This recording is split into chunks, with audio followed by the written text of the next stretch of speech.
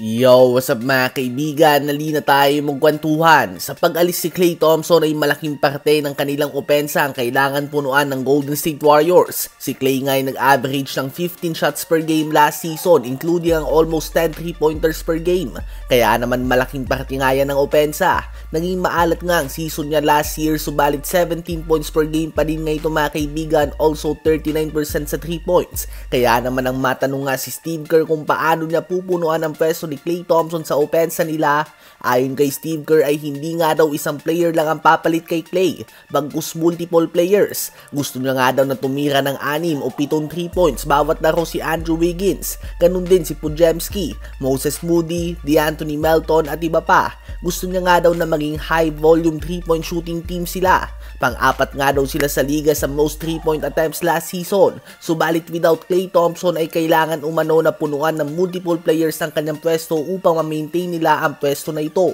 So ayun nga po mga kaibigan, naging malinaw si Steve Kerr na gusto niya maging high volume 3-point shooting team ang Warriors. So kung gusto nga ito ni Steve Kerr ay hindi tayo makakaasa na umangat ang free throw attempts ng Warriors na naging problema nila last season. For the simple reason na bibihira ka nga na ma-foul kung more than 50% ng field goal attempts mo ay manggagaling sa beyond the arc. Kaya ba mga kaibigan, ano ba masasabi nyo tungkol dito? Habang binunyag naman ni Coach Tyronn Lue na ibabalik nila ang Houston James Harden, ang Clippers nga daw ay James Harden team na ngayon at hindi na Kawhi Leonard team. Si Harden ang magiging ball dominant player, sa kanya iikot ang buong opensa at siya ang number 1 option ng team na ito.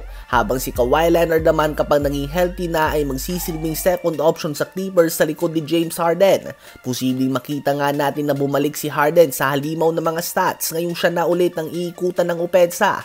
Tila ba katulad nga ito ng Westbrook-Paul George duo sa OKC noon, kung saan kay Westbrook umiikot ang opensa at nag-average ito ng triple-double, subalit si Paul George ang leading scorer ng team. Posibleng ganito nga ang mangyari sa Harden and Kawhi duo ngayong season. Alam ng lahat na kaya ni Harden buhati ng isang team sa regular season. Subalit proven na din nga na sa ganitong sistema ay nag-checkmate ito pagdating ng playoffs. Kaya naman ang tanong ay mananatili kaya na si Harden ang number 1 option pagdating ng playoffs kung makapasok man sila dito? O ba pupunta na ang responsibilidad na ito kay Kawhi Leonard na nagiging Michael Jordan sa playoffs tuwing healthy ito? Ang projected starting 5 ng Los Angeles Clippers ay si James Harden, Terrence Mann, Derrick Jones Jr., Kawhi Leonard at Ivica Zubac. Nasa bench din nila si Kevin Porter Jr., Norman Powell, Chris Dunn, Mo Bamba, PJ Tucker, Amir Coffey at iba pa. So hindi man mataas ang expectation sa team na ito ng Clippers, subalit posibleng manggulat nga sila mga kaibigan sa West. Ano ba masasabi nyo tungkol dito?